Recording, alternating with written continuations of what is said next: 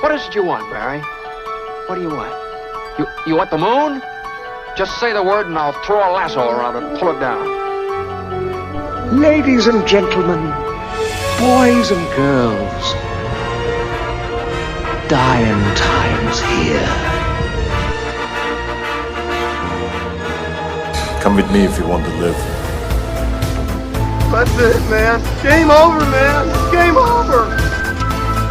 The Force will be with you, always.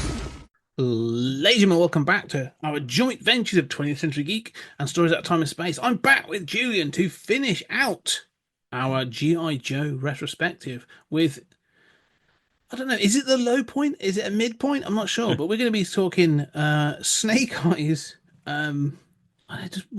Snake Eyes, G.I. Joe, Origins. Yes, because X-Men Origins Wolverine was such a clever title that G.I. Joe had to take it.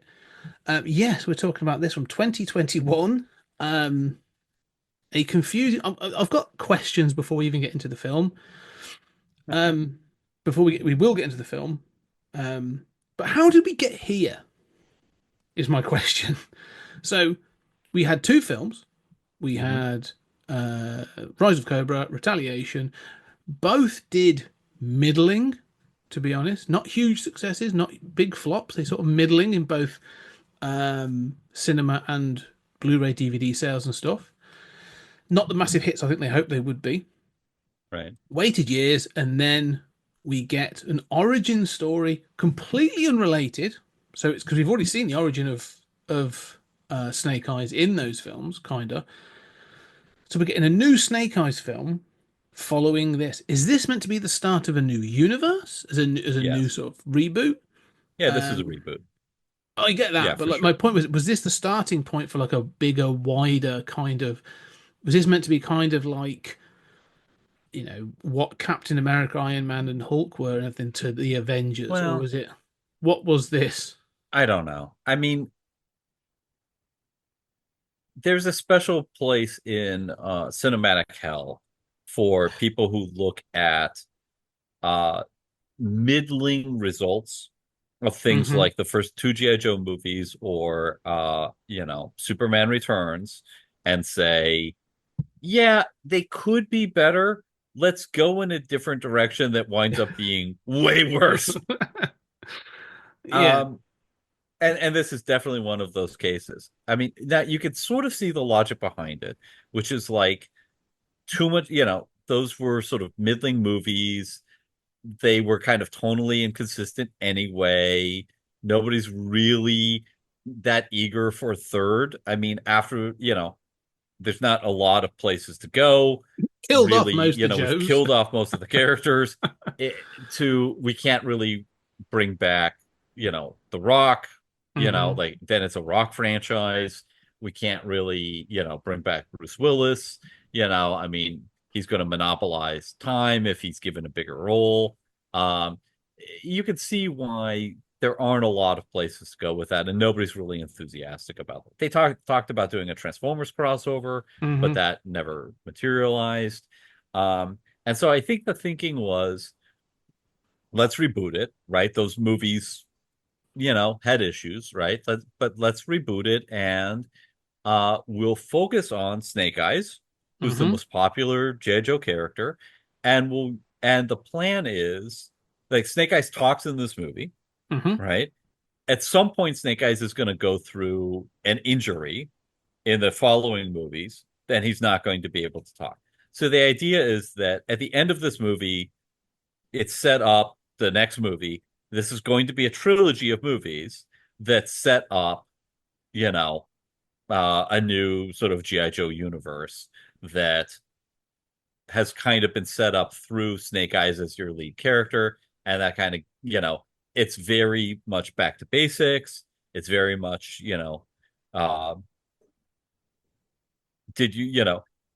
ironically, the first two G.I. Joe movies are sort of reacting to Batman Begins and to, Jason Bourne and, the Bond reboot, and going the opposite direction, right? Going the flamboyant direction. And that's part of why I love them. Yeah.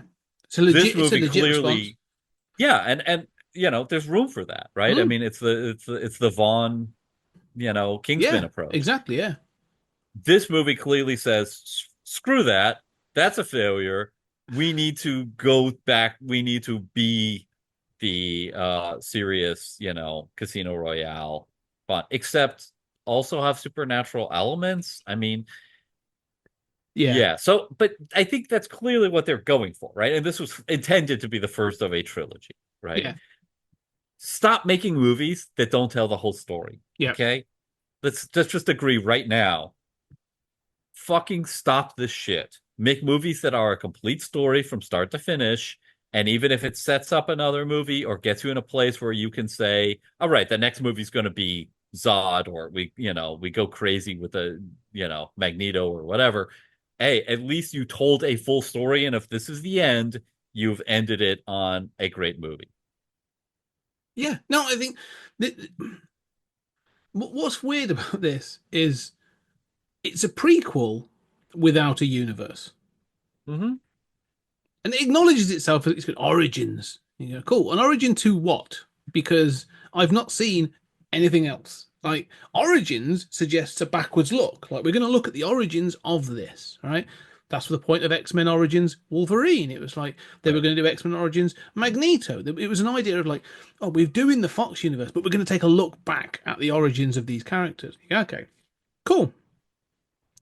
This is a prequel without a world to build to or build from. It's so bizarre. And, it becomes so convoluted. And you're right, it's a mishmash of films. Like the first half and the second half are two separate films, like massively so. That I was in my head. I sat this afternoon after watching this, and I thought, how would I fix this? What would I have done? And I'm the same as you. I said the two options. Either you're right, pare this down to a single film, drop a bunch of shit, or you make it all like a mini flashback and you give that sort of thing with the dad. In fact, forget all the stuff with the dad, because the stuff with the dad is ridiculous. Don't worry about that stuff. Snake, look, being named after a snake, just being named after a dice. Yeah, that beginning scene is so horrible. Yeah. I am so sick of everybody needs to be Batman. Mm-hmm. Like, the charm of Barry Allen was that he was not fucked up. Okay. Yeah. Like, we don't need Barry Allen to be a traumatized person with child abandonment and parental issues, right? Not everybody needs to be Batman. Snake Eyes has never had an origin story where he lost his parents. I mean, what the fuck? I'm so sick of this shit. And then why is the killer using dice to be a gimmick? Why do you name yourself after the gimmick? That'd be like, if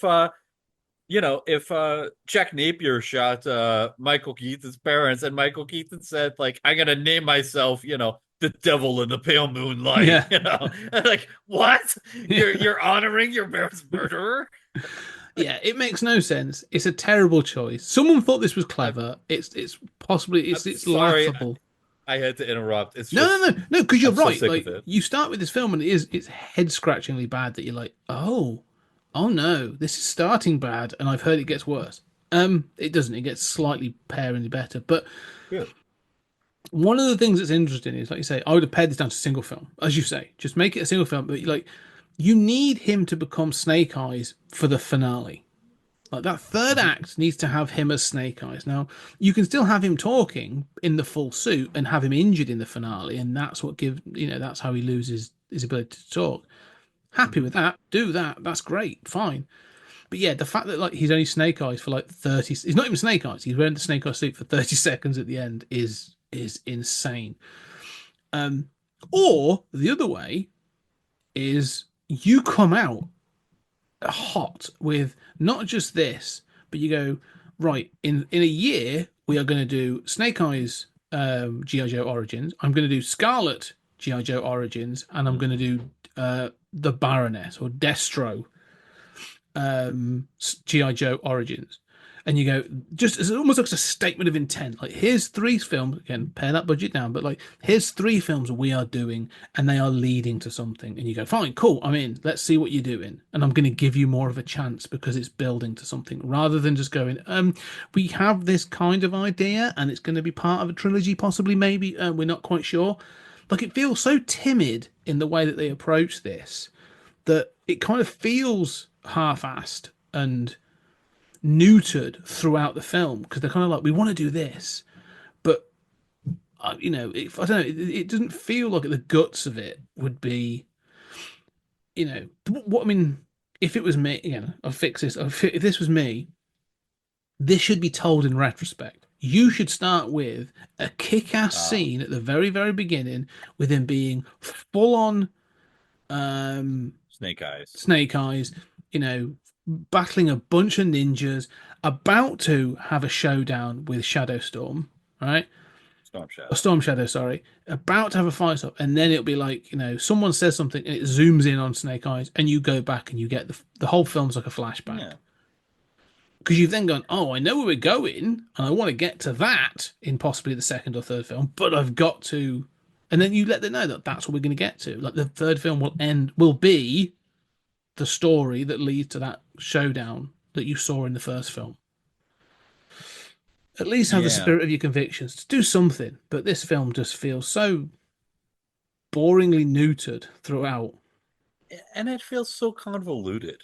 I mean, so, it starts with this whole Snake Eyes, murder of, Snake Eyes' parent, father. We don't know where the mother is. And then we see Snake Eyes, not Snake Eyes yet, joining, the Yakuza, to find out who killed his father. Yeah. There has he been doing investigations on his own? I mean, well, apparently he committed his entire life to finding out who killed his father, but has done nothing to do it since. I mean, this is such a cliche of like, I'm going to, I'm defined by revenge. And again, this is not Snake Eyes' character. Mm-hmm. But okay, so, I mean, the idea of you're suspicious of the Yakuza, you don't want to join them, but you'll do it to find out the killer of your father, who you've done nothing about. And then minutes later, you turn on the Yakuza because you're not willing to commit a murder, and then you flee, in this extended, scene, which is mostly not good. Mm-hmm. Along with, obviously the guy who's Storm Shadow. And then we find out that was a trick. It's like the rug has been pulled out from under us like 4 times by the time that we are 30 minutes into this movie. There's no first arc, second arc, third arc. It's just like a series of shit happens. And you are so decentralized from, I mean, this is Snake Eyes' JoJo origins. You should, if nothing else, identify with and like Snake Eyes, right? This movie manages to make you feel as distant as possible from Snake Eyes for the first, right away demolishes this point. Now, I have real admiration for it, for having Snake Eyes be a traitor who's reporting to the Yakuza. I think that's a brave, bold choice. It's in a movie that doesn't work and is confused, but I will give it points for that. But it is astounding to me that first 30 minutes is just astoundingly poorly chosen. Well, it's one of those things. This is a trilogy, yet it packs so much into the first film. It is like the first 30 minutes is just sort of like, this happens, then this happens, then this happens, and then this happens, and then this happens. None of it seems to be connected. It's not like this happens, and because of that, this then happens, or he then does this, or then does that. Everything feels really arbitrary. Like, I want to find out who my father is. I can find out for you. I can do, like, okay, I'm going to join the Yakuza, and I'm going to basically work from the bottom up. Fish boy and all this other stuff. Like, he just happens to be working, but then they know. Why him? Why was he picked to be the one that could The infiltrator. to infiltrate Tommy. the Arashikage. Like, why is he chosen? Like, there's never a Well, conversation that's. I know it's supposed to, because then you get the reveal. Here's another question. That's a very good question. Concomitant is why the fuck was Tommy infiltrating them when everybody knows what Tommy looks like? Yeah. He's the heir apparent to a ninja clan and the avowed enemy of the Yakuza, and he is not wearing a mask. I was also, what was his motivation in the sense of, like, yes, he's infiltrated. Like you say, yeah, he's clearly, they know who he is, which is ridiculous. Like, he's got this kind of fake character persona he's putting on, but that never works. But more than that, when they go home to Tokyo, and they've got this. I'm thinking of like MacGruber when they send the woman and they're like, "That's not the her." Start shooting. Yeah, like, that's what should have happened the moment Tommy infiltrated the Yakuza. They're like, "Hey, you look just like the heir apparent of the Arashikage. Kill him."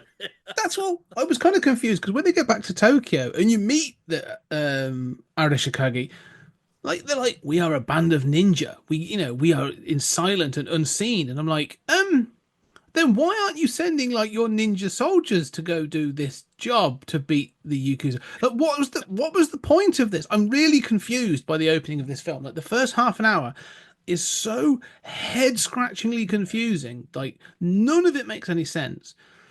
I mean, it has a couple of, like, it's one of those that, like, they clearly, what it was, I could see this, right?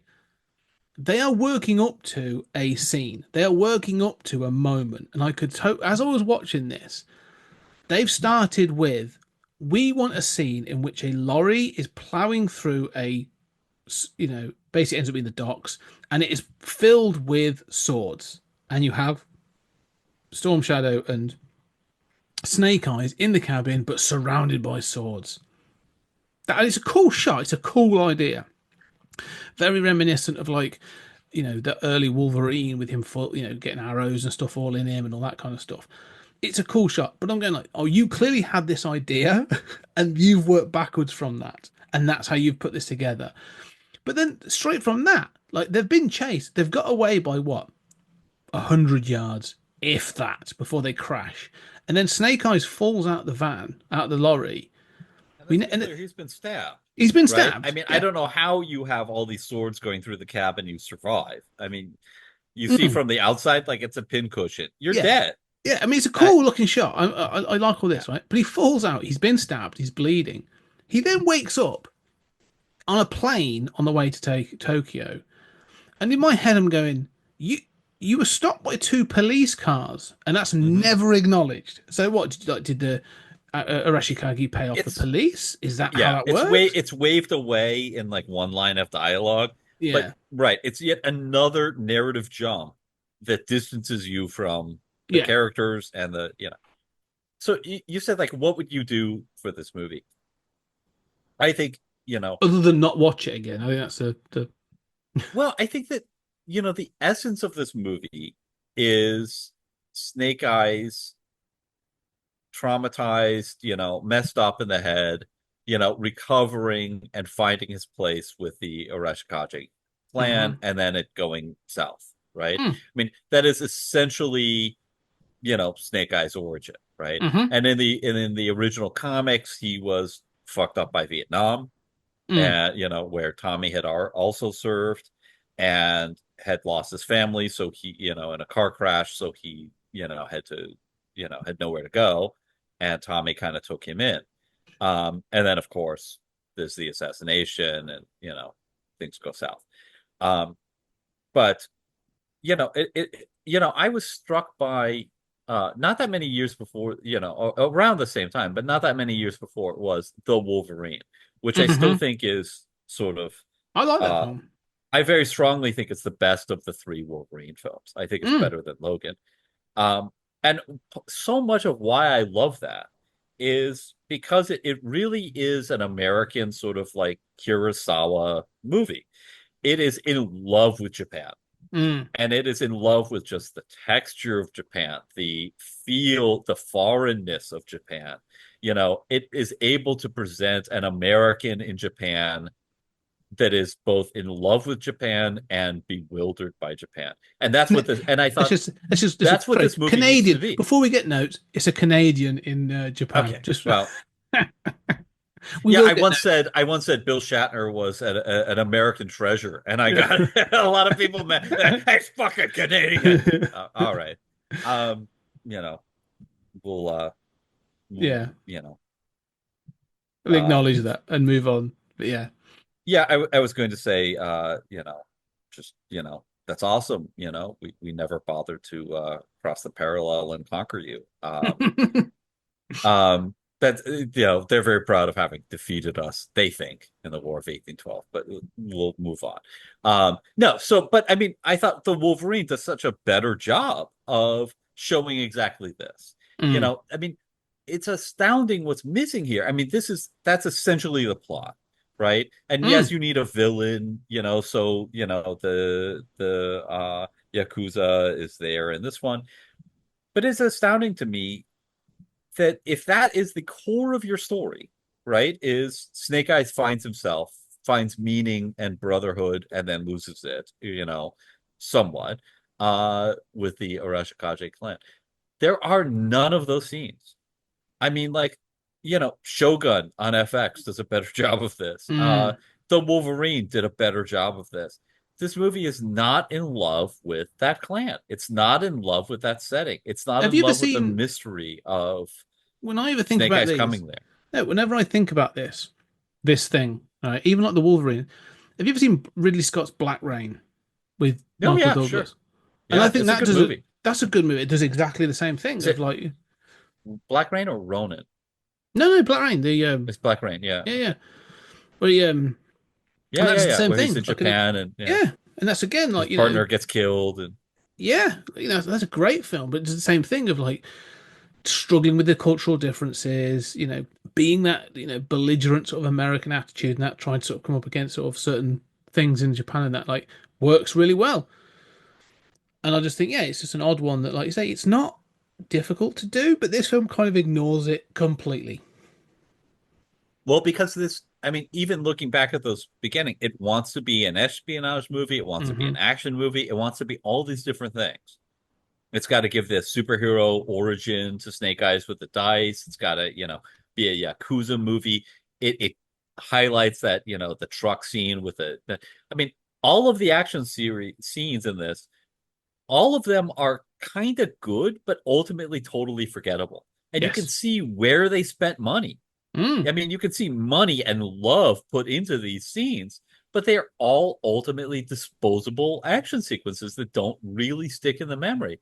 And they're kind of good and impressive in certain respects, but none of those things stick in the memory. None of them are lasting or make an impression or touch you in any way. And the Wolverine managed to touch me more in its depiction of Japan than this movie does, and that floors me. Do I need to get the doll just to show you just so you can show the public? That's not funny. The thing is, you make a really good point there about that's actually really important, because you're right. The action in this is actually, I think, really well choreographed. I think some of it's pretty well shot. And then it's sort of, there's others that are just muddy and confusing and it's never quite clear. But there's other shots that are really good. Like some of the sets are fantastic. But the fact is, because I don't care about anybody in this film, like, it means nothing. So you might as well just be playing a computer game and going, yeah, all right, it's just, pixels on a screen fighting. Like, it's irrelevant. Like, it means nothing. The tell for me is when it finally comes down to the end and the betrayal is revealed, and Storm Shadow and that sort of, loses his shit with Snake Eyes, and you're supposed to feel that betrayal. I'm just, rather than feeling the betrayal, I'm just kind of like numb, or kind of like almost a little bit confused, where I'm like, oh, sorry, I've missed something here. Like, oh yeah, that's why, isn't it? Because of that third twist that came in the sort of second act. Oh yeah, that's right. And I'm going like, well, hang on, no. Again, it's one of those things. have a conversation. Can we just sort of like, he has done all this stuff for you, and yes, you've led to this point, but like, he's still on your side. He was doing it to, for this thing about his father. Like, it kind of like feel, you never see. I don't think we know much about Storm Shadow's parents. Like, his grandmother's there; she's the head of the clan. Mhm. Where's his parents? Like, should he not have a similar thing where he should able to sympathise? I don't know. It just feels so bitty, and so sort of the characters feel so all over the place. I'm like, oh, okay, this is. I don't care about any of this. And the final fight, I'm just like, I'm going to enjoy this because it's kind of like some of the action's good, but generally, Yeah. like, it's just watching a thing.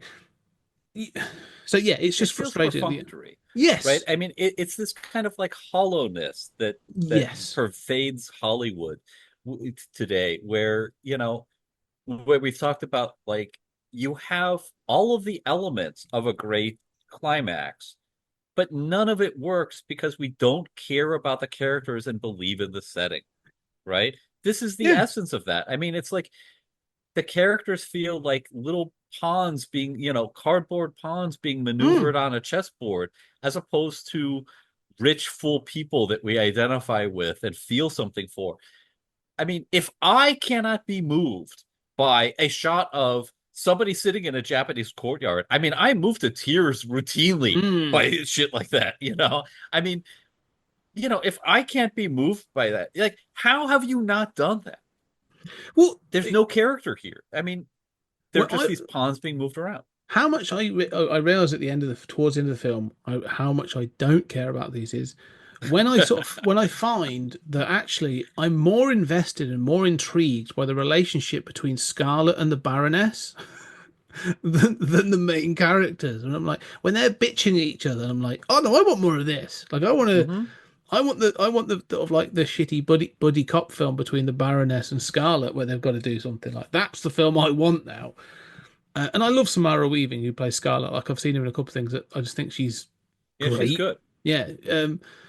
So yeah, but at the end I'm going like, I want more of them, and I'm going, oh, that's not good. If I'm thinking about that film that doesn't exist rather than this film, tells me like where. Yeah, and even there, it's not like you have Scarlet and the Baroness. I mean, and Scarlet's done great, right? Mm, I mean, we meet her, and it's basically just a scene establishing in a bathroom she's a badass, yeah. who no prisoners, no apologies. It's a great way of introducing her. Hmm. Um, the Baroness is a lot closer than Sienna Miller's, version from Rise of Cobra, but doesn't look the part to me. Doesn't have the gravitas that, Yes. Sienna Miller, that, just that, commanding presence. But has the backstory, and on paper is closer to the Mm. Baroness that, she should be. Uh, but again, why? Yeah, they're sort of like perfunctory. They're in this movie to establish, like, Joe and Cobra are around. You better watch this movie because we'll be including them in the next two movies that we'll never make. Well, that's the bit when this. So this, I want to just, I do want to talk because that point when you meet Scarlet, and all of a sudden they're like, "Oh no, she'll be okay. She's with the Joes." And Snake Eyes is like, "Well, who are the Joes?" And they go, "Oh, it's just this paramilitary blah blah blah blah blah." You go, oh, "Okay, this just happens to be tied into Cobra as well, where the Yakuza are selling weapons to Cobra." All right, cool. Fine. I actually kind of like that. It makes sense. All right, that's fine. Good. So who's Cobra? And they give this sort of thing, and you're like, cool. All right, that's good. That's enough. Don't need any more. You've made that connection. But like, yeah, to bring them in, and I don't know, it just again, it feels like there's another layer where you've gone, like you said, you've started with a film, and you've gone, this film is a martial arts revenge film. That's what the first hour, or the first sort of half an hour tells you it is. This is a gangster. It's a martial arts gangster revenge film, right? He's looking for the man who killed his father, and he's going to be. Yeah, that's what it's going to be. Okay, and then you sort no, no, no. This is a ninja martial arts film, and it's going to be about espionage and this organization that is actually for good in Japan. Okay, okay, and we're going to have like the hard master and the blind master. So we're still leaning into those sort of kung fu martial art 70s film tropes. All right, I'm happy with that. I like the guys you've got playing those characters. Oh, and there's giant snakes. And I'm like, What? Hey, yeah. We have giant snakes that have like sentience in a pit. God. You go, what? Oh, yeah. All right. And also, Snake Eyes barely flinches at this. He just sort of takes it on as the third task. And I'm like, no. Sorry, what's? Can we acknowledge this is almost like Conan the Barbarian? Like, what are we doing here? And then it goes on to the next bit where they're like, right, now we're going to do this other thing, and we're going to introduce a mystical stone that shoots Oh fire. God. And The I'm like, oh, stone wait, what? is, how did they get it? Like I mean, it's like, I know that's part of the sort of mystical origin of the clan, but it's like, this belongs, in Lord of the Rings. This does not The, belong in this no, movie. The the end of this snakes are film. kind of part of that too. I mean, how, but also, like, this is a clan that has, the goddess came down and gave them the stone, right? Or whatever it is. I mean, maybe there's a sci-fi Meteorite. explanation. We don't Yeah, know. yeah. Okay. But also there are, snakes that detect good and evil, right? They're like dogs who see, ghosts, right? They detect whether you're pure of heart. All this pure of heart stuff is such nonsense in this movie. I mean, Um, this feels so insanely sort of like Robert E. Howard Conan, where Conan, when you like, they'll be like, "Oh, barbarian, they will see that you are pure of heart," and he'd be like, "By Crom," and then just chop their heads off, and that'd be it. And you'd be like, "Move on." It just feels so silly. It feels so odd. This film. yeah, and I kind of like the first challenge with the cop, right? Yeah, I that's mean, I think cool. the Yeah, that's the cool. solution is obvious and Yeah, first what I thing would I have would have done, done. Yeah, first thing I would have done too. yeah. But but at least it's encouraging you to think outside of the box, and it's telling you that, like, even though this is a ninja clan, this is not about, Mhm. defeating your enemy through violence, right? We're about being smart and, achieving the ends that we want. And violence is a tool that we are good at, but it is solely a tool. Mhm. Um, and I love all of this stuff, right? But why do the three challenges take the entire movie? I mean, like, that should be part of that training sequence. At some point, somebody looked at that script and said, "We need to stretch that out," Mhm. right? So, because this is a prequel film, it's all about his training. So there's going to be lots of time, and then we're going to have these mystical snakes, that happen to live, in a pit that's never closed. So people can fall in all the time. They're going down there to clean up the leaves, like every day. I don't fucking know. Giant It, mice get thrown down there for the giant snakes to eat. I don't know. what do they? Yeah, what do they live on? Well, I don't know. It's all very strange. And there's a lot of just, like, this wants to be like a hard nosed espionage movie at the same time that it wants to be like a mystical sci-fi, mystical kung fu movie. You know, It doesn't uh, know what it wants to be. I mean, there's a scene right at the end in the final act when the goodies are all sort of like lined up walking towards the villains, and you've got like an old woman stood in the middle who's the leader of the clan, the Baroness and Scarlet, Snake Eyes and Storm Shadow, and a couple of other peeps that are sort of like, semi-important, Hardmaster and Blind Master or whatever.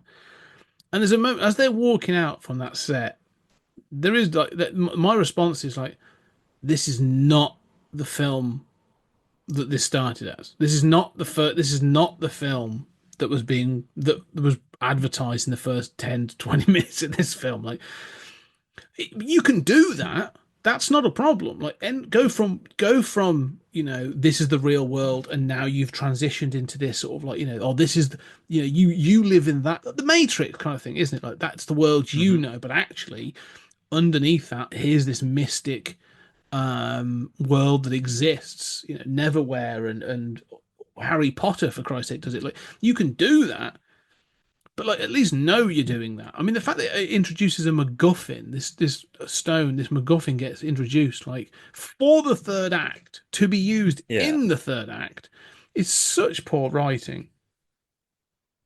Yes. Yeah, and the thing is, we don't really need GI Joe. We don't really need, No, Cobra. I mean, there's only one representative of both each. of them. They're both women. We Hmm. also have like Akiko, so it's like, oh, okay, you've got, you know, like, they're clearly feel guilty that the primary two characters are men. Yeah. So all the other principals are women. Yeah. And so that's fine. I mean, like I like actually the three women characters are the characters I like the most. Mm. But but you don't need like J. Joe, Cobra. You need somebody, but it doesn't need to be the Yakuza, right? You need some element to be your primary antagonist. Then you have this like MacGuffin, Firestone thing that is Ugh. introduced. I mean, the secret room, the secret building that is kept in looks cool, but you don't need a MacGuffin, right? I mean, then you start. It's like when you start pulling at threads of the plot, and you realize what is essential to this plot. Mm. This plot is just a series of unessential elements with no movie there, and the essence of the movie is just messed up guy goes to Japan and finds his identity with the Rashikaje. Fine, make that movie. Why is it filled with all of these other things, none of which work? Well, if this was supposed to be a trilogy, right? The problem with this being allegedly part of a trilogy, it ends on a cliffhanger, sort of fine, but this feels a lot like the Dark Universe's The Mummy with Tom Cruise, where there was a lot of talk of this is a part of a wider franchise. We're doing the Dark Universe. We've now sort of cast the Invisible Man, and we've cast, Bride of Frankenstein, and we've done this. And here's Angelina Jolie and Brad Pitt, and we're going to take photos of them and all sorts of stuff. And then you watch The Mummy, and you go, "There's clearly no plan beyond this. Like, there's ideas." Like, you've introduced a secret organization that sits behind it all. All right, fine. There's ideas, but you've not you clearly don't have a grander plan. You are putting this out to test the waters. In fact, I would actually, in fact, it'd be interesting. I might even watch it. I'm going to put myself through it. I would even suggest that Snake Eyes or GI Joe Origins and The Mummy are pretty much the same film in many respects, for they're doing the same purpose. In that we're looking to start a franchise, but we're not convinced enough of what we've got to go all in on anything bigger than a single film based around what we consider to be our biggest character or biggest star. I think that's what this is, and it's just it becomes so new to, like, tell me what was chapter 2 and chapter 3 going to be then? What was the point? What were they going to get to? Like, was the end going to be a big showdown between Storm Shadow and whatever, or is it like, does it lead into like a big GI Joe movie? Are you going to have it connected to anything else? Like, what is the plan here? You clearly don't know. No. Yeah, I agree. But the other thing is, I mean, and I haven't seen that Mummy movie, but Don't. yeah, I'm not rushing. But the other thing is, these movies have to be good. Mm-hmm. Again, like, stop making franchises before you've made a single good movie. Yes. Like, make a good movie and then say, oh, people love this. It made a little bit of money. Maybe we could do 2 sequels to it instead of 1 and have a spin-off character and start building a universe or something. Okay, that sort of works, right? But don't do a movie that's intended to build the franchise that actually sucks, and it tries to be all things to all people, and bring in a little bit of this, a little bit of that. It's an espionage movie, it's a martial arts movie, it's G.I. Joe, it's Cobra, it's Yakuza, it's spiritual, it's fantasy. Stop doing all of these things. My version of this movie is a $10 million movie. First of all, this movie has no stars. No. At least The Mummy has Tom Cruise, right? Yes. True. I mean, not that that's much of a bonus, but at least it can open a movie in theory. But who was going to sell this movie? I don't know. I mean, my version of this movie is the Japanese version of this movie that cost $10 million to make max. It's just shot within an inch of its life, beautiful beyond belief. and everybody says that's actually a really amazing movie, and it doesn't have to make a lot of money, but it sets a solid fucking foundation for like, oh, I really care about those characters, and it doesn't need to make more than 50 million at the box office to justify itself. And in 2 years, you can use that character in something a little bigger. Um, but this movie is just, it's going. Who thought this was going to make money? I I don't mean, know. Henry Golding. He took the main lead. I don't know. I mean, I'm just looking. The budget for this was an estimated 88 million, which, mhm. for you and I, this is what we're saying. I'm appreciative of that budget. Well done. That's less than 100 million. You're not going insane. However, like you say, you still need something. I watched the trailer back for this Mhm. earlier on because I watched the film. I was like, how did they sell this? The trailer amazingly starts. The first shot of the trailer is the final shot of the film. Because they're like, oh, we need to Yeah. show that he's Snake Eyes. And you're like, what? Oh, yeah, yeah, we need to show that this is about Snake Eyes. And you go, cool. That's the last shot of the film. And then the rest of the film is kind of like all the sort of the lot of it is like distant shots of people on motorbikes and then fighting. They are trying so hard to hide the fact that he's not Snake Eyes in this film. And then they'll have like Henry Golding doing scenes, and you go, oh no, it's an origin film. It's an origin film. But you are it works incredibly hard to try and convince you that he is wearing that Snake Eyes outfit in this film. Mhm. So even the people advertising this film were like, "Oh, we have a problem because it's called Snake Eyes and it's basically sort of like Henry Golding, who up until this point has done very little Yeah. and is not known as a an action star or anything in this. This isn't trying to sell it. Certainly not a box office draw. No, yeah. So it's just an odd setup. Um, yeah, I don't know. It's one of those where I'm like, I don't know what to tell you. It's um, It is kind of mind-boggling. Again, it's not a bad movie exactly. no, It's not good. I mean, it's got some poor choices, but like you said, I mean, like the action sequences are good. I mean, like mm, that whole action sequence with the car carrier and stuff, and mm. like that's pretty good. There are a bunch of like motorcycle stunts stuff that are fine. I mean, you know, um, I like the Ninja Clan stuff for the most part. I mean, but it's just kind of like it's all forgettable. And what was the point of making this? Um, I don't know. It's kind of, I mean, like you were talking about that trailer, and I remember those trailers, as a G.I. Joe fan. Mm. I mean, even I thought this was mind-boggling. It's sort of like, hey, remember those two G.I. Joe movies we made? Did you think they were fun? Um, we took all of the fun away from that, but we want to hide that from you in the trailer. Like, but don't worry, there will be some action scenes because we know that's all that you came to see anyway, right? I mean, I don't know.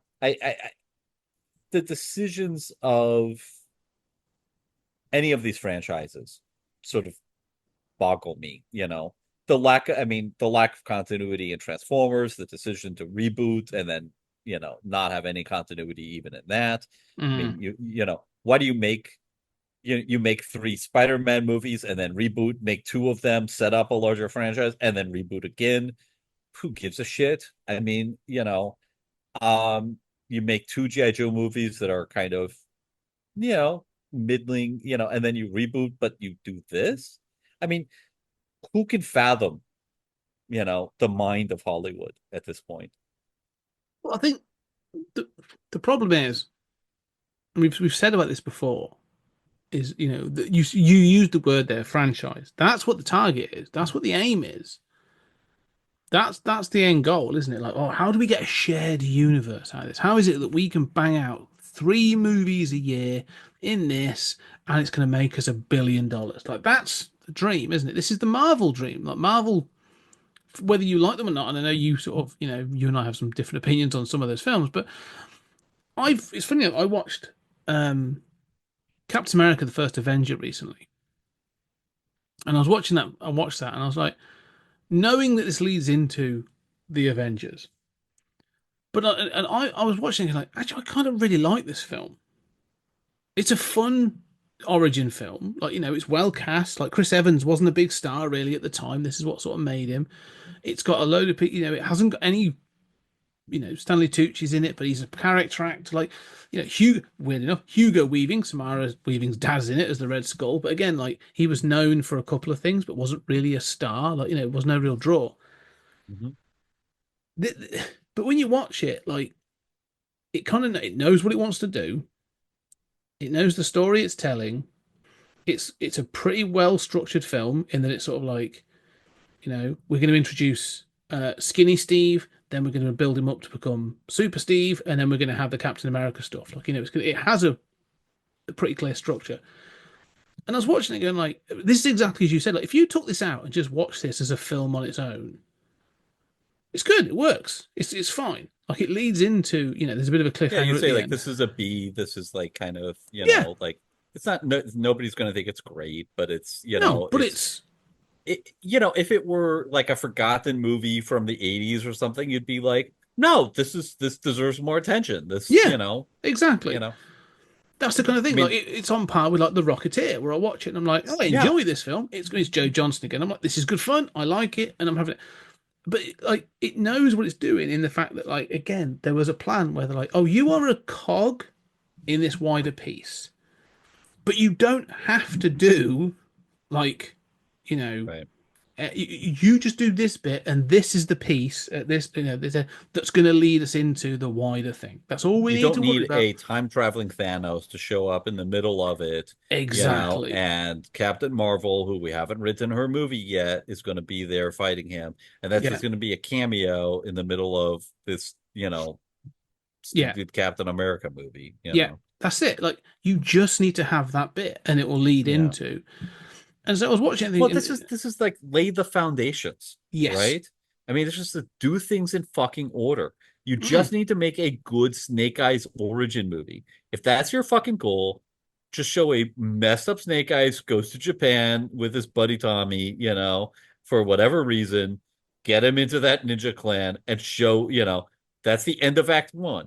Yeah. And I'll tell you, I hate the first Avenger. I mean, I think like by the end, like I think it starts as a really good movie, and by the end, it's like every 15 minutes it loses a plus or a minus. It's like every 15 minutes it is like just I'm groaning more and more and I more. will defend that. I End, will defend that film to the hilt. The I kind of love worst that endings in movie history as far as its climax. I won't hear it. I won't hear it. Anyway, well, I mean, Bucky, commits suicide, and there is the whole suicide thing. But like again, like at least it's trying to be classically structured, right? So like end of your first act is Snake Eyes goes to join the Arashikaga clan. You have a long second act that's all about him adapting to Japan and going through the training and everything at the same time that you're building up, some villain. And then Act 3 is he gets the suit and he's fighting the villain, and they defeat the villain, but Snake Eyes is injured. But Storm Shadow is on the Snake Eyes is injured, and Storm Shadow is on the outs, and so it's a sort of Pyrrhic victory where they've defeated the villain but lost the head of their clan or whatever, and Storm Shadow is looking for refuge. And where does he go? Post-credit sequence. Guy in a like, thank you, Storm Shadow. You ban up, and it's a guy in a Cobra Commander mask. Bam. Fucking great movie. $20 million. Amazing fucking origin movie. And you've done what Marvel did well, admittedly, which is just lay the foundations a stone at a time. Yeah. Well, the thing is, one of the things that's funny is this is a separate universe, but you need to have watched G.I. Joe Rise of Cobra in order to understand this film. Now, to be honest, you need to have watched Ang Lee's Hulk to understand the Marvel Cinematic No, Universe hook. and I I mean, agree with that. I agree. yeah. That's also a bit of a problem. But the fact that like this is a complete like you need to have watched because it sort of goes here's Scarlet and you go cool, and she's one of the Joes and you go cool, and they Who's explain that? it. But you go like I don't know why I thought she should be. Is she important? Like, if you came to this with no knowledge of anything about GI Joe and you just watch this film, firstly the film's probably slightly better because you just like I'm coming in with no expectations. But also, like, they just sort of, they tell you that the Baroness and Scarlet are important, and you go, okay. Right. But the only reason I know they're really important is because I've seen the one with Sienna Miller and the other thing, and I'm going, like, cool, all right, I get why they're important. Other than that, like, but the Baroness running off at the end where she's like, oh fuck this, and runs off Mhm. should be like a like there should be like a final confrontation between Scarlet and Baroness where there's a bit of there's some bitchiness, but it should really come down to like she makes a choice to leave her behind or something, but she's like, just fuck this, I'm off. It's kind of like this, I'm just like, oh, the only reason I know that she's badass really is because I've seen her in other films. Like she's Yeah. fine in this, but they are so carrying certain things from other films that it's so weird. Well, the other thing is, I agree with you, and this is why I think like you could just cut them from the movie. I mean, Yeah. they're there to set up sequels that we don't get, right? No. Stop setting up sequels, lay the foundations. But the other thing is like you have a mystical stone that shoots fire Mm-hmm. and kind of gives the person holding it telekinetic abilities. I mean, fire starting abilities. I mean, it's not super clear. We don't know. I mean, I will say this, at least like the endless Marvel MacGuffins and Transformers MacGuffins, like there's a line or two of dialogue explaining why they exist, right? This is just kind of like, oh yeah, it's here. That we have that We Mind have Stone, and we have uh, Japanese mysticism to explain this. Move on. That's it. then you've got these giant snakes that can sense good and evil. Uh, So like you're willing to go outre and weird and break, So like you mean to tell me you couldn't have the Baroness like lifted out of the clans by a Fang helicopter as she cackles, and says like better luck next time, Joes, and yeah. like oh my God, I would love that. At least give me that. Instead, she just disappears. It's like this movie is so determined in its sense of realism and sort of like Casino Royale, James Bond, realism Mm-hmm. to deprive you of any fun, of any of the fun of the first two movies, on any of the points where it should be giving you fun. And then all of the points where you don't want it to go weird, it goes weird and damages it, like, but we can't give you what you want. Isn't that it's kind of mind-boggling? Yeah. No, it is. This is one of those scripts that you sort of think everyone's read this. This has gone through. This has gone through multiple hands, and this is what has reached the screen. That kind of like you look at it, and I looked at the screenwriters. And I was like, okay, well, what else have they done? And I don't like to. No, I am going to speak ill of them because it's kind of embarrassing. But you look at them and you go, okay, what is it? What else have you done? And I'll go through some of the top. There's an Evan Spilotopoulos, and you go, right, he did a film called The Unholy, which was all right. Charlie's Angels, the 2019 version that died a death because that was incomprehensible. The Huntsman sequel, so not even the original Huntsman that was the Snow White kind of deal. Yeah. The Pope's Exorcist, um, uh, apparently Beauty and the Beast, and then he's done like Hercules, the rock version of Hercules, which was also pretty I don't atrocious. think I've ever seen any of these movies. No, exactly, and it's just a bunch of other like weird stuff that like you've never sort of heard on. Sharpnel, again, loads. The Grey Man is probably done, but like additional literary material is noted. It's barely done anything. Like there's nothing on here. Script revisions on Captain Marvel. That's not really something you want to be writing home about. No. Anna Waterhouse, again, exactly the same as this other guy. Like they're clearly like a writing team, but it's just like you look at their filmography and you're sort of going, yeah, you're not you're not winning me over with what you've done before. Like, there's nothing here that's going, yeah, you're the people to write this Japanese-based action ninja film. Yeah. And it kind of shows on screen that they just went, this is the idea, this is the idea, this is the idea. And you're like, yeah, there's nothing here. There's nothing here that sort of tells me this is a coherent script. And the fact that it's got through so many people and people like turned up on set and were like, yeah, I'm willing to do this is kind of baffling. I know there's other films that are crap. I get that. I know there are many films we've done that we've gone, this is a bad film. Yeah. But this is one of those things where it's like, it's so blatantly obvious from like set piece to set piece that you just go, this doesn't gel with the thing that just happened in the last scene. Like, this doesn't Yes. work. Yeah, Yeah. there's no connective tissue. Especially early on. I mean, Mm, um, yeah, but I mean, it does get better as it goes. But you're right. I mean, it's sort of mind-boggling. It's incomprehensible, some of these choices, and I don't understand why. Like, you know, get look, Warren Ellis, who, obviously you don't hire today for very good reason, right? mm-hmm, But I mean, Warren Ellis wrote the G.I. Joe Resolute, mm. short that we covered, which did a decent job of Snake Eyes origins, right? Like, you know, Yeah. how about Larry Hama? Can you imagine? Can you The guy that did it. we're Yeah. gonna do the Snake Eyes origin? We got Larry Hama along with somebody. Let's bring in some Hollywood, guy who knows how to do a script, and the two of them are gonna collaborate, like bingo.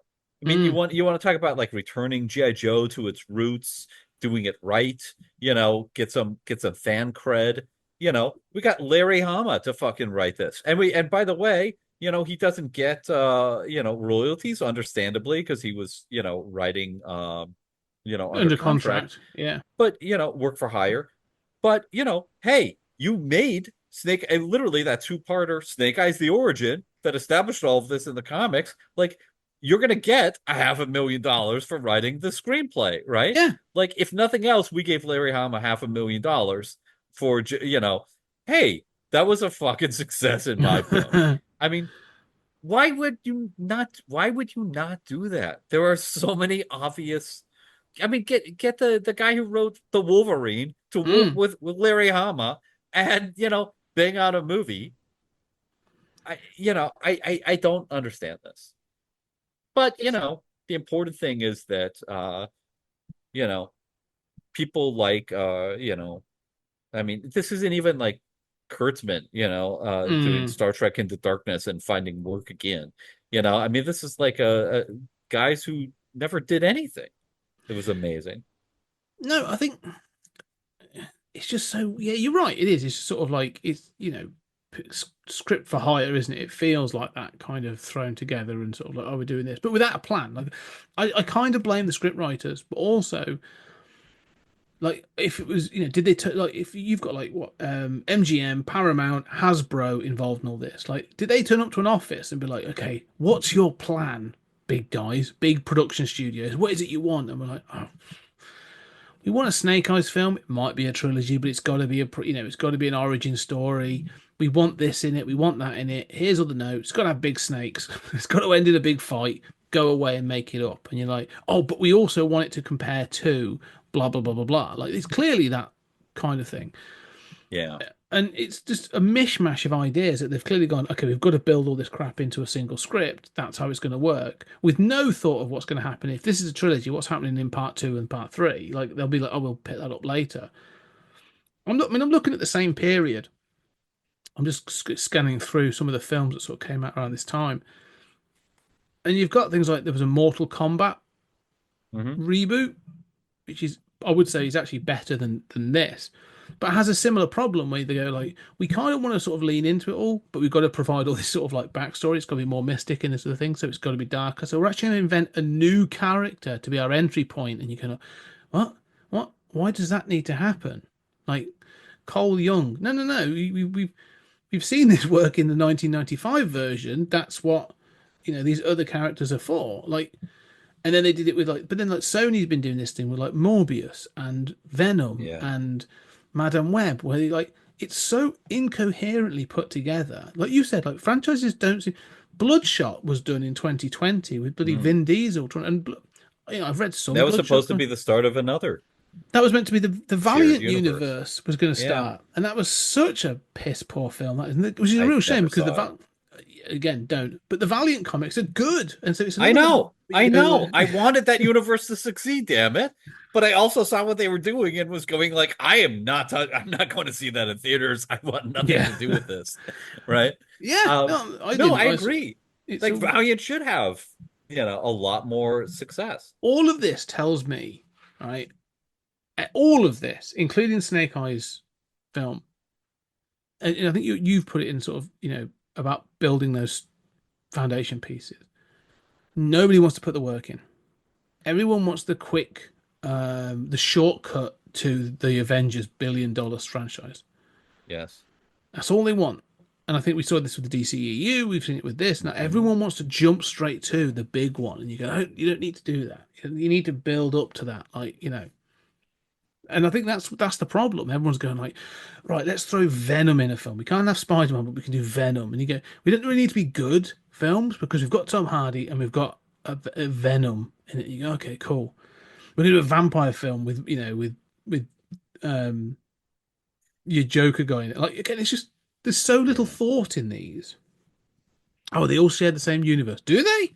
Do they? What's the point then? No. Because you've Yeah. now I sort of mean, ended your Venom universe, and like they literally just released Craven the Hunter this yes. week. I mean, we are recording when this happens just before Christmas. They've released Craven the Hunter, and Sony have sort of gone, yeah, that's the end of what we're doing. Like Uh-huh. clearly acknowledging that we're shitting out another film that nobody cares about. Don't worry, you won't get any more. Well, it's like Blue Beetle and Aquaman, where it's just like, Yeah, like, I mean, I mean, we're now at the point where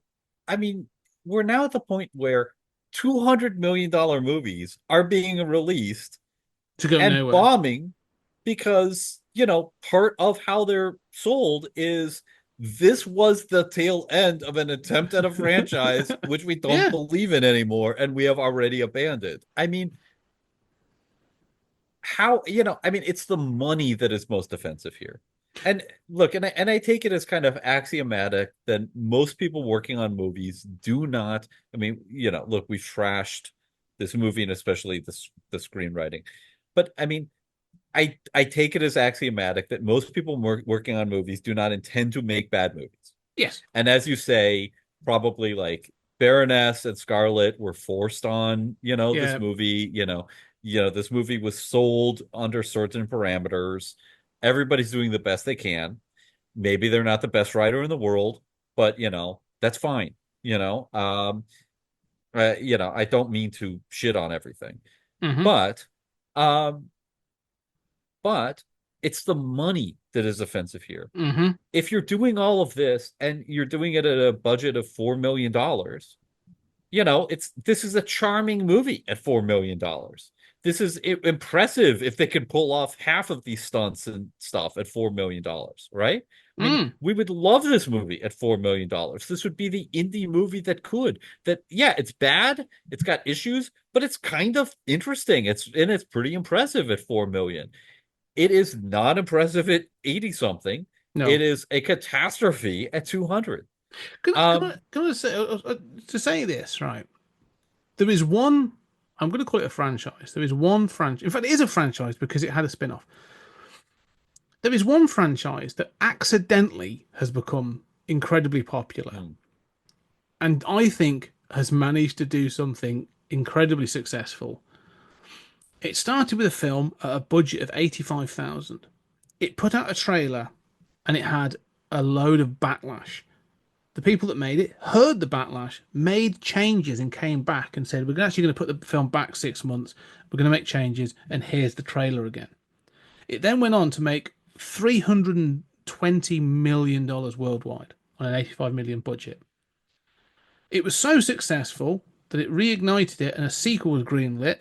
The sequel came out shortly after, had a budget of 110 million, but made 410 million.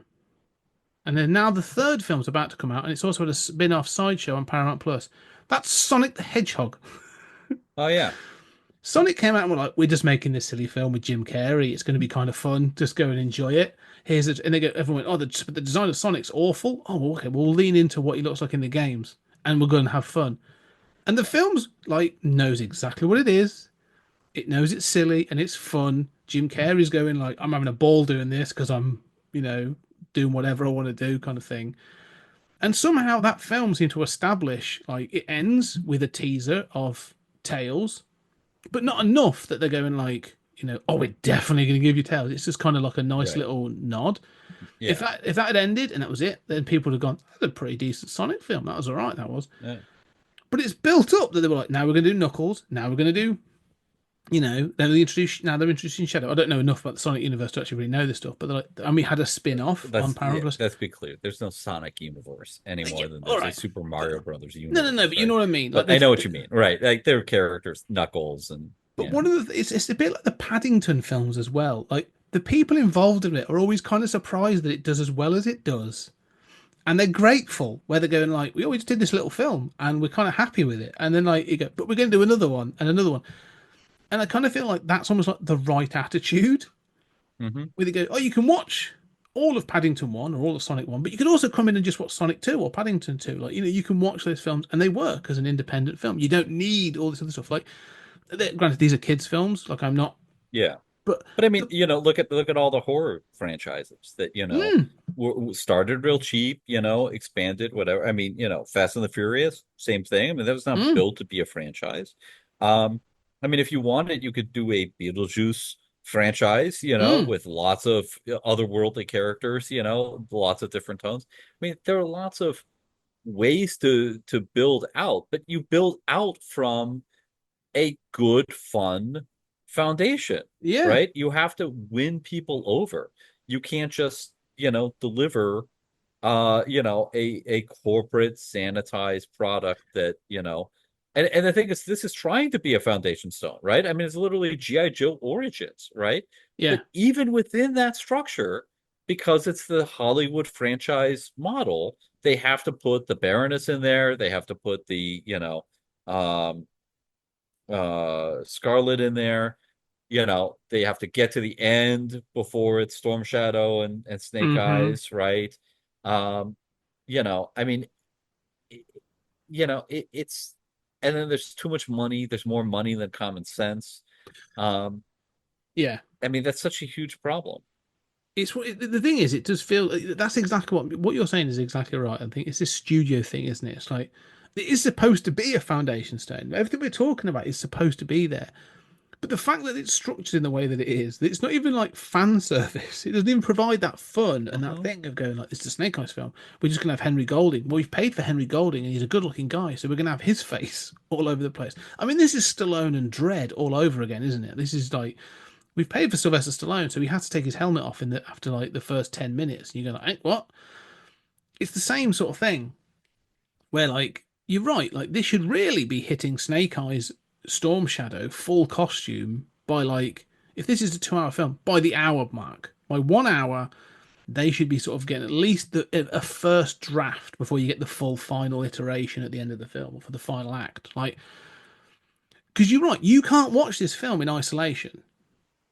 You cannot. Well, you have to because there's nothing else to watch. But like, this is it ends with him going like, "I will go and bring Tommy back," and you're going, "Cool, what? I don't know why are you." And then he kicks up. Where's like, that adventure? But more importantly, like, but why are you now putting on a Snake Eyes costume? What's that got to do with you going to find Tommy? Like, there's no purpose for you having this. This isn't like Batman suiting up or like any other superhero suiting up. It's just all of a sudden you've got this cool visor thing that comes over your face. What's going on? Where was that sitting around in the Rashkaje? Yeah, why are they giving it to you now? Exactly. I mean, they gave you a sword, and then you betrayed them. Like why do they have this motorcycle suit? Like I don't know. This is that thing, and then this happens, and then this happens, and then this happens. That's the biggest problem with this film. Everything is, and then this happens, and that's the problem. Like nothing is. Well, I mean, right down to win at the end. The grandmother who leads the clan, who I kind of like, says, Tommy, you'll never succeed me, and she's right to do so, right? Because he's betrayed the clan's oath to never Never use the used the stone. I mean, yeah. okay, I say right to do so, but there shouldn't be a stone. There shouldn't, whatever. Yeah. Okay, all of which conceded. But Mm-hmm. okay, this makes sense. Why does he leave? Yeah. I mean, there are so many, just like, I mean, even just basic character motivations are not clear. Like, Well, he leaves and says, okay, enough with he says, like, I've given my life to this clan, you know? I mean, like, okay, but like, so why is this the sticking point? Like, well, surely, yeah, surely he should like if because he's been all about honor. We've shown him to be quite a good guy right, throughout, predominantly. So it should be, I have dishonored the clan, but I will prove to you that I am. Um, it's the opposite. It should be like, I will prove to you that I am honourable and deserving of following in your footsteps. So I shall be as good as possible, and I shall now be serving the clan in the best possible way. And you're going like, no, not having a fucking tantrum and going off to join Cobra. Like, this yes, makes no sense. yes, absolutely. And it's so unmotivated and Yeah, doesn't work in the moment. no, I mean, it just doesn't even work as you're watching it. I because this mean, film is all about, and then this happens, and then this happens, and then this yes, happens. Because it's got to. right, because it's just moving the cardboard characters on the Mm. chessboard.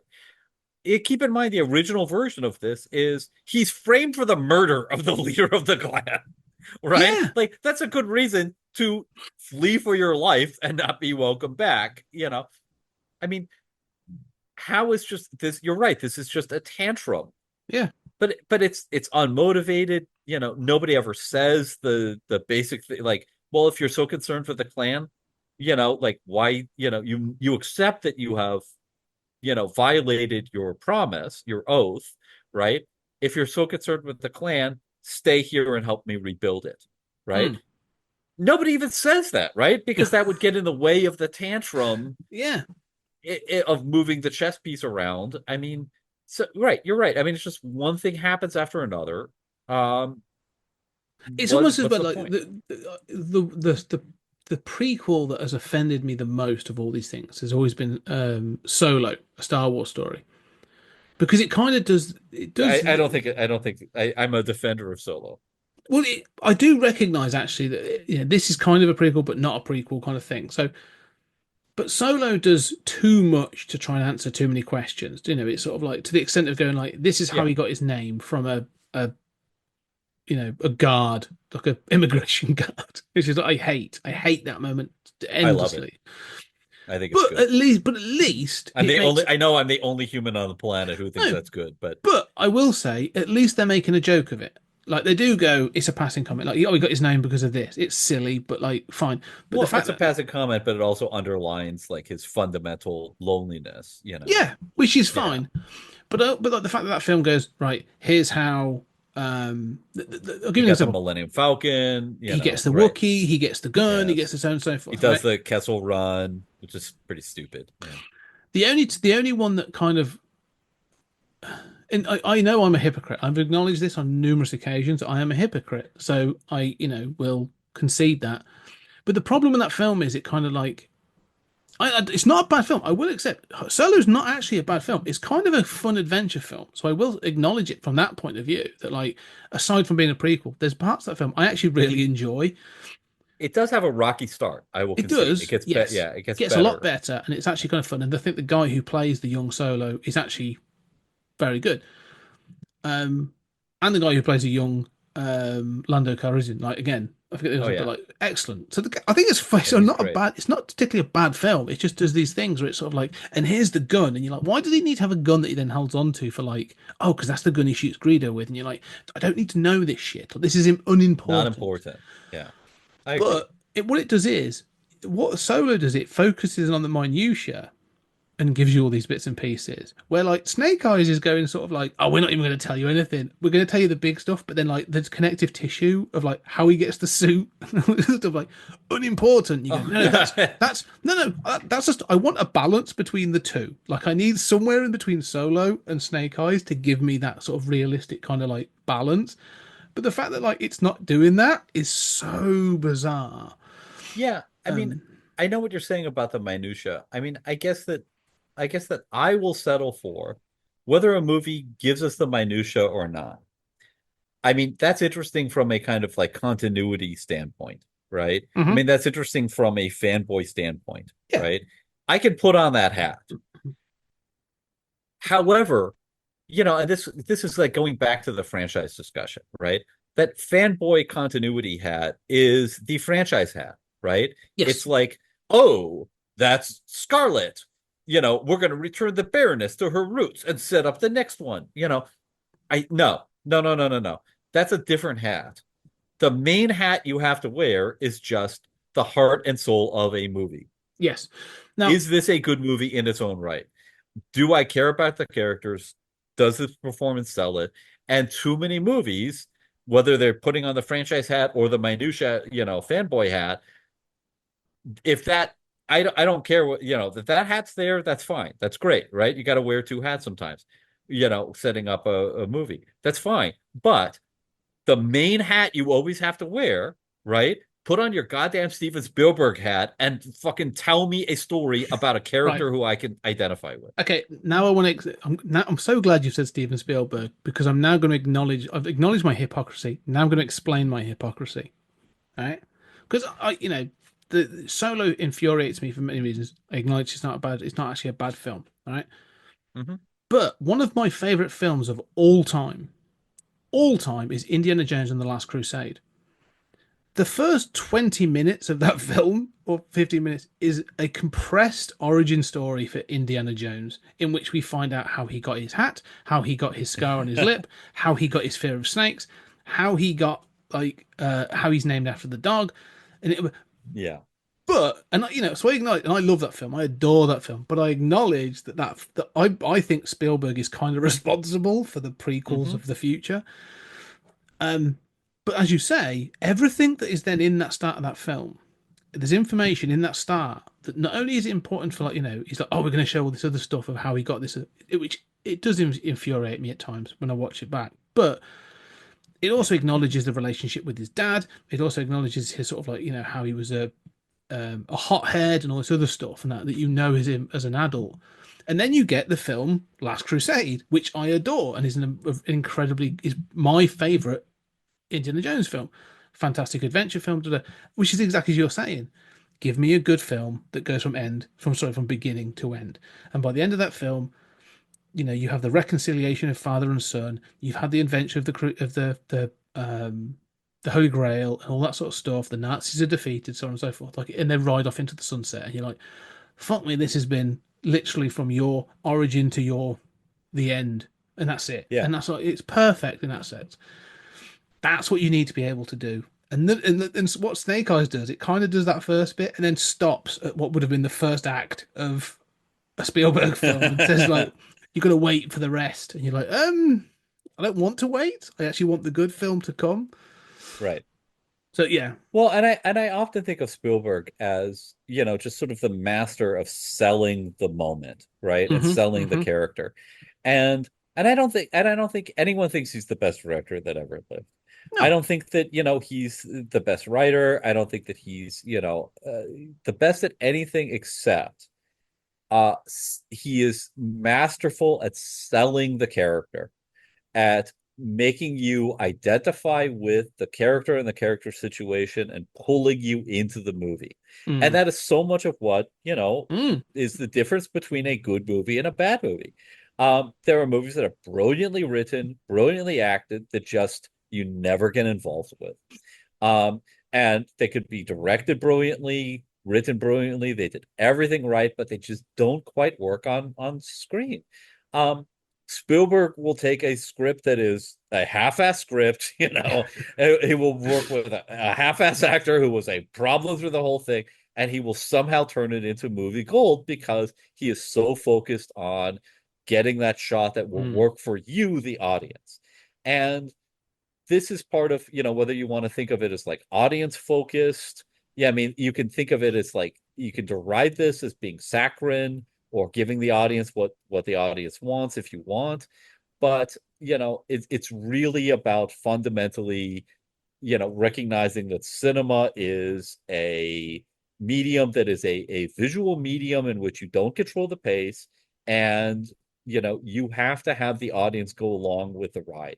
The audience has to buy the totally look. Cinema is as artificial as opera or anything else, right? I mean, the idea of like you have cuts between scenes and people are just going to be like, oh yeah, that's the same scene, it's not 1,000 years later.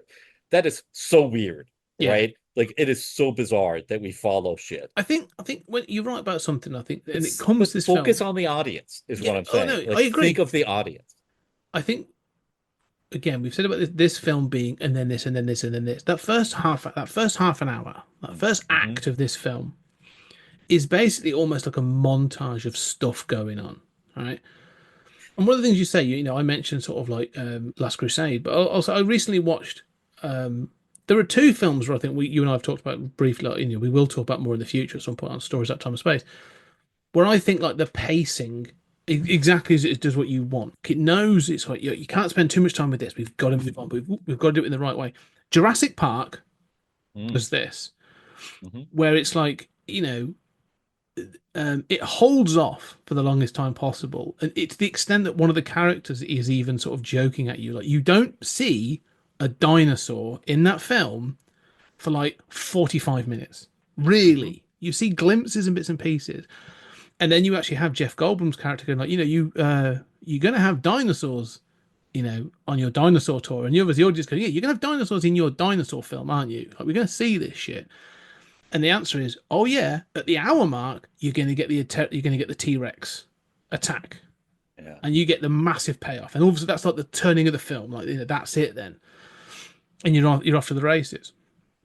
And that's what Spielberg does. He's going to constantly, but the rest, that first hour is still good because you're going to you got a really good conversation, about the ethics of the whole thing, and you meet the characters. The characters are engaging, as you say, good stuff. Back to the Future is the other one for me, where I think I think Zemeckis is a bit of a mess as a director, especially of late. Like, I don't think he's done anything good since probably the sort of 90s. But Back to the Future does this thing where it's like, right, we know we've got to get back to the past. We've got to do this.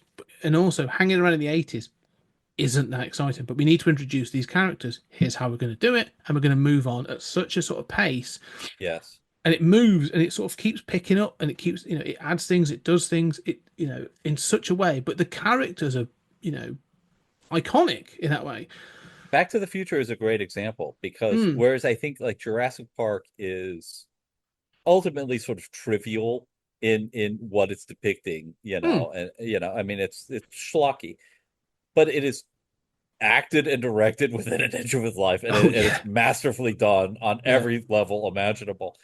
Back to the Future is fascinating because it is not a great script, it is not a great acting performance by anyone, and yet every scene in it works. And it's exactly what you're saying. Like, it is so well paced. There are lines of dialogue that don't really make any sense. Characters are doing things that don't make sense. And you never notice or care because it all works minute by minute.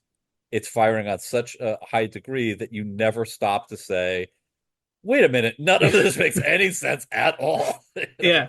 And it's a masterpiece. I mean, it's a great, fun movie, and it has no right to be. Right? No, I agree. It's right. I love that film, and I think yeah, I do too.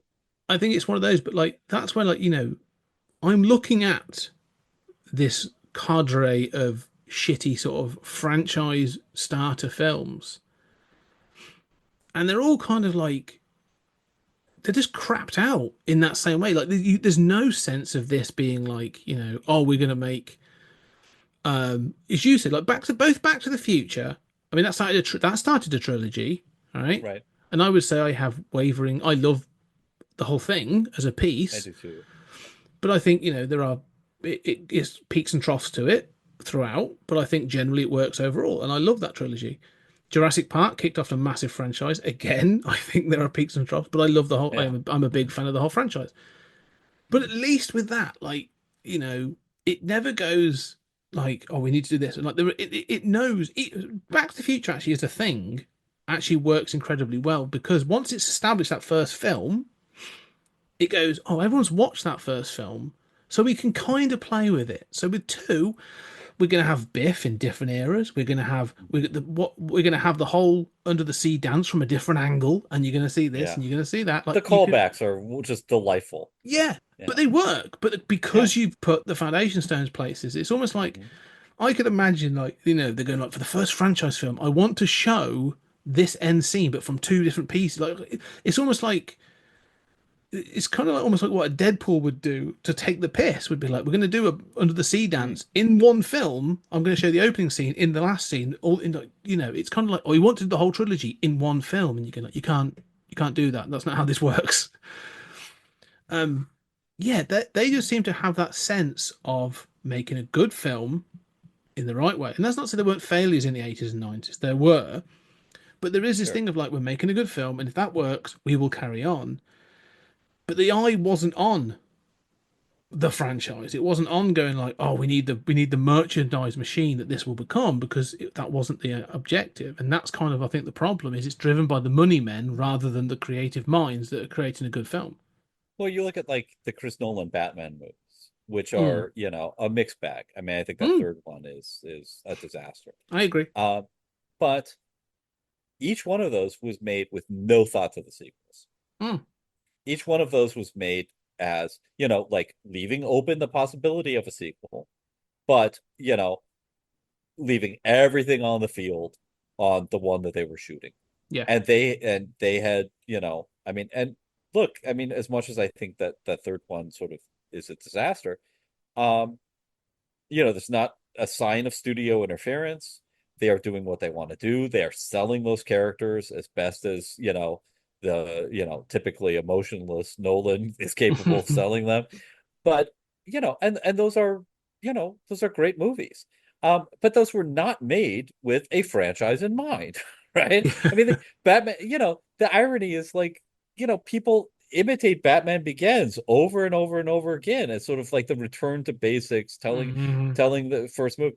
But the whole thing is you could stop at the end of Batman Begins Oh, and and it would yeah. be a solid Batman movie. It Mm. doesn't need another movie. Mm-mm. Um, and I don't understand how that Well, isn't taken for granted. And but for even me, like Star if you, Wars, even can we say even Star yes, Wars, A New Hope, like it wasn't called yeah, episode 4 A New Hope when it was released. It was hmm called Star Wars.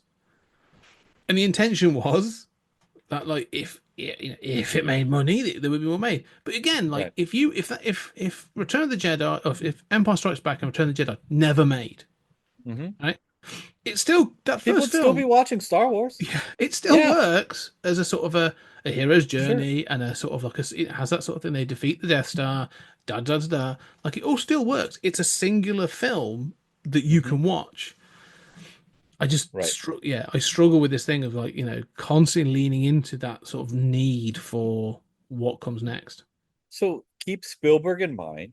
Hmm. Keep this lesson of building the foundation correctly in mind. Your first act, your first 30-minute act is Snake Eyes meets Storm Shadow. Neither of them are called that. By the end of that act, Snake Eyes has lost everything, whether it's in Vietnam or you update it or whatever, and goes to, Japan. Hmm. You get to tell a 30-minute movie in a movie, right? Mm. I always think of like The Crying Game, which is really like three movies. That's a Mm. trilogy packed into one movie. It's three totally fucking different movies, right? Yeah. Um, but you tell a 30-minute movie that's just Snake Eyes loses fucking everything, right? But here's the key. By the end of that 30-minute movie, you have to really feel for Snake Eyes. Like that movie could do, I don't care whether it's in Vietnam, I don't care if it's set on a fucking space station. Your one job as a screenwriter or as a director is to make sure that at the end of those 30 minutes, I care about Snake Eyes and I am brokenhearted for where he's at emotionally at that point. And then he goes to Japan and we start this exploring, in Act Two, we start this exploring this new culture, this new life that he gets, and building up to the third act climax. You're one by 30 minutes in, I have to be invested in the main character. That is your Hmm. one fucking job, man. Like, I don't care if the Baroness is in there, I don't care if Scarlett's in there. I have to care about your fucking protagonist. And how is it that, I mean, that's the Spielberg thing, right? How is it Mm. that that has been lost? And what's left is moving the cardboard, little pieces, one thing From after another, you know, place to place. Yeah. God. Yeah, it's infuriating. Um, and there's not that, and again, there's talent in this movie. There's Oh good yeah. stuff going on in this movie. This is not a bad movie. All we've done is trash it. It is not a bad movie. It is a misguided movie, to Well, say the least. I think But it's I think not bad. no. It's just flabbergasting. I think it's one of the things that we've said before. There are two kinds of films. A terrible film, I will acknowledge is a terrible film, right? And you sort of go, yeah, it's confusing to why that's, or you can see it as an intentionally bad film, or like just a bad film, and that's infuriating. What's worse are boring films, which I think we've come across and gone like this is just boring, like there's no effort here. But the other ones that kind of infuriate me is missed potential. That when you do watch the film and you're going like, oh no, there's a glimmer. And I've said this kind of like with all the G.I. Joe films, so like the live action ones, I've gone, oh no, there's a glimmer of something great here. Like this could be like, Henry Golding isn't terrible. He kind of, he's fine. But the guy who plays Storm Shadow, whose name I forget how he's sort of, he's pretty good, and the setup and Arashikage sort of setup, all good, fine. Like it looks good. I think the fighting, the martial art stuff is pretty good. Could be slightly better, but it's pretty good. It's all like it's like you said, there's elements here that I'm going like, it's not bad, it's not bad. Like it looks great. It's been filmed well in most places, but it's the script and the structure and the pacing where I'm looking at it and going like, but no one sat down and just went, this is the wider plan that we want to do, and as you say, we want to get to that, but what we've got to do is make a film that people can watch from beginning to end and are going to be satisfied and gets us to a place where we have these things in place. Like we've got to do this properly.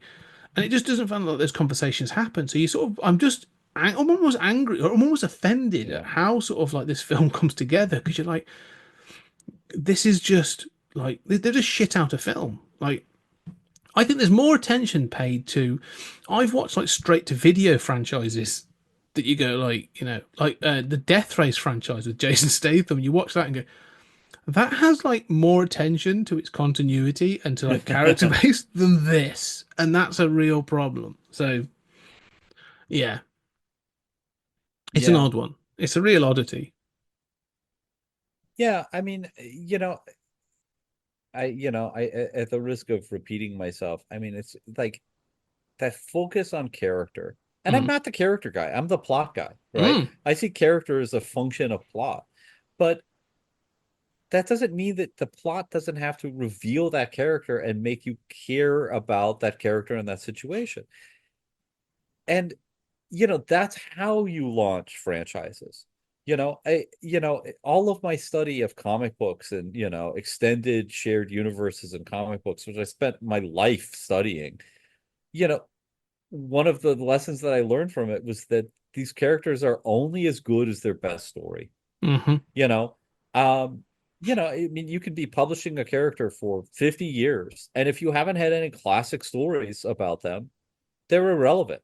Mm. Nobody cares, right? They might care enough to buy the next issue, but nobody remembers any of those stories. Most of those stories are going to go away, but there's going to be a handful of stories that stick in your mind, right?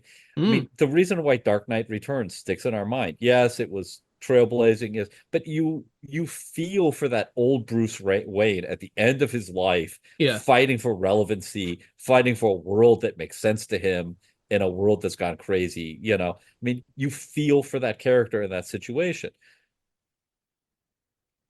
I mean, I again and again and again, I feel like this, whether it's a newer generation or it's just the way stories have gone, that it's become this cardboard setting. It's like, no, what was cool about that was Batman had some kicked ass.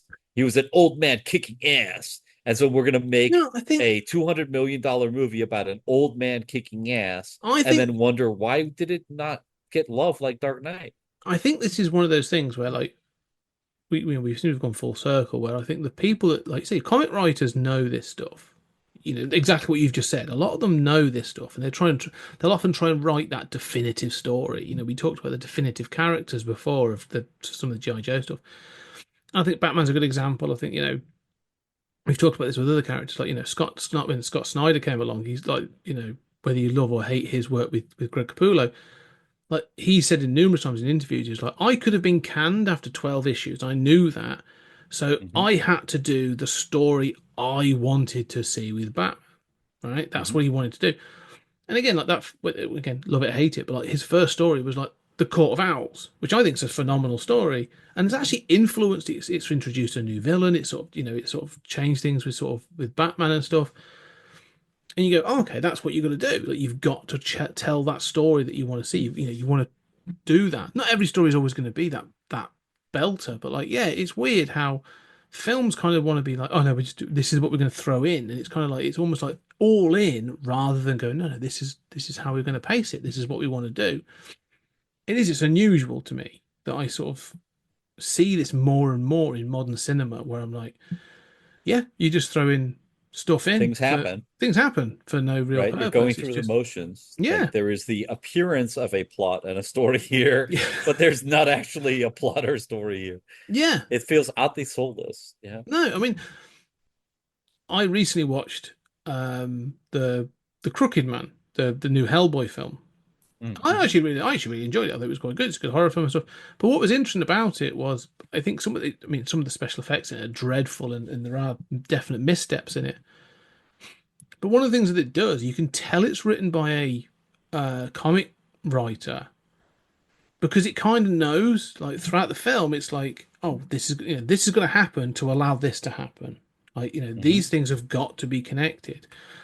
And although there are issues with it, there is a kind of a sense of going like, oh, this was approached like a comic script. I can see it in it. Like, there are certain things that have to be in place for these things to happen, and it was considered in that kind of way. And it's just interesting to see because Mike Mignola was obviously wrote the script and was heavily involved and stuff in it, and so you can sort of see that and you go, okay, you know, it could have done with more money and it would have been better, but like just that attribute to sort of plot and to like the thought to like character, but not having to do it heavy handed. Like there's a character that's been damaged by war, he's got PTSD and stuff, and he's got these issues. But there's like some flashbacks, and you get sort of like hints of what that is, and it's always like the right information at the right time, not now we're going to stop for an exposition dump because that's how we do things. Like, but at the end of Act One, now we need to catch everybody else up. So this character's now going to tell their origin story, and you go, like, no, that's not how this fucking happens. Just stop doing that. Like, drop the information in, and either As you go. as you go, we can pick it Yeah. up. And I think that's part of the problem. There's just a lack of. You've said it before. We did it when we talked about. We'll probably come to a close on this, but like we've talked about when we've done the Twilight Zone. We've said it in some of the episodes in that. We've said like, there are episodes of that are so they know what they've got to do in a 25, 27-minute episode. And those episodes, some of those best episodes are incredibly crisp because they're sort of like, right, you've got 5 to 7 minutes to do this, then you've got to do the middle bit, then you've got then you've got the sort of like the twist or the reveal or the Yeah. lead out, and we're going to do that. But And they know they how to do it. establish the character, they Yeah. establish the setting, right? Yeah. Get us to, I mean, it's just like the basics of writing. Mm. I don't understand how that's a lost art. I mean, and I mean, this is where like the basics of writing have been those basics have been replaced with get us to an action sequence. Yeah. What is the least amount of pages you can have to just give the audience the exposition needed and get to the next action sequence? Well, that's a model that has no characters. No. That's a model that has no stories. That's a model that has action figures that get moved around. Yeah. Right. But that's, I think, increasingly what we have, especially with these big budget movies. And unfortunately, even movies, like this that are not big budget movies, they're not, tentpole features, are looking to the tentpole features.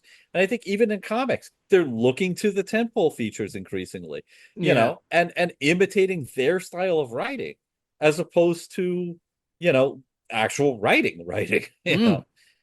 So yeah, and this is, I guess, a symptom. This movie is, I guess, a symptom of that. I think so. I think this is. I think in years to come, I mean, we're still quite close with this. Is 2021. But I think in the next sort of like 5, 6, 10 years, whatever, we'll look back at that period and you'll look at like there'll be a cluster of films that we will see as like, oh, they're the failed franchise starters. Oh yeah, There's yeah. a spate of them that just, I mean, And none of weirdly, them have going to have any life, right? no, they're Because gone, like forgotten. they're none of those are going to have long-term life on, nobody Well, wants to go back and watch the failed franchise that includes all of these references to yeah, things that never got panned well, out. Bad 50s movies have a yeah, longer life than that, yeah. right? Because Well, at least they are what they are. recently for the Story That Time and Space book, I wrote about John Carter, and Hmm. one thing I cover is why I see that it failed. And actually, this is something I touched on that Disney was kind of ahead of the curve at that point. Pirates of the Caribbean were sort of aging out, and they were looking for their new franchise, and they were banging out all kinds of things. Uh, the Sorcerer's Apprentice, John Carter, Lone Ranger, Tron Tomorrowland. Legacy. What? Tron Legacy. Tron Legacy, exactly another one where they were just sort of like, oh, here's all the franchise starters that can replace Pirates of the Caribbean, but they were so focused on them being, big Hmm. budget, big boom, aha, that they were always too big and too cumbersome, but also focused on the wrong thing. Like, who the frick know? Like, I like the Lone Ranger film, but like, who the hell's going to watch like a $250 million Lone Ranger film? Like, Right. that was never going to make money. John Carter's the same thing. It's massively over budgeted for what it is. It's sort of ridiculous how much money was spent on those films for them to expect to become franchise starters. Like, it's insane. Yes. But And make it fun and mm, sell people on the character. Sell yeah, people on the character and the setting and the premise, right? yeah. You can do that whether you are 200 million or whether you're 2 million. Hmm. It doesn't matter. But if you don't have that, you don't have anything, Yes, right? I mean, exactly. that is what starts a franchise.